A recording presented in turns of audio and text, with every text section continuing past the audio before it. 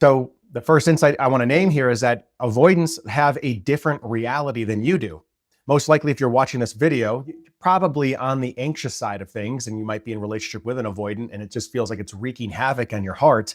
You want to name that an avoidant's values of how they operate, the mechanics of relationship for them, it's just a different world. It's a different way of seeing relationship. It's almost like how a dog might see relationship versus how a cat might see relationship. It's a different nature altogether.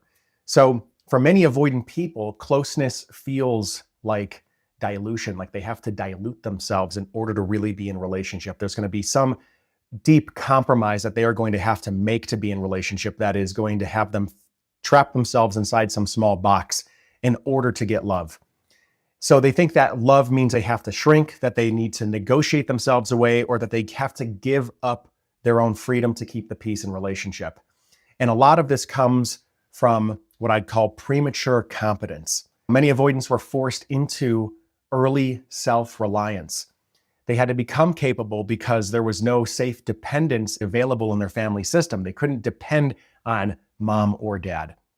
So they had to learn at a very young age to take care of themselves and sometimes others long before that they should have had to. So there's a way in which they've lost their childhood because of having to move into competence and be so self-reliant.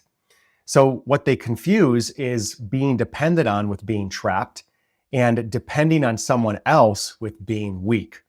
It's not necessarily that they're fearing love, but what they're fearing is regression, going backwards into being that helpless child who needed something in the relational system and they couldn't actually get it.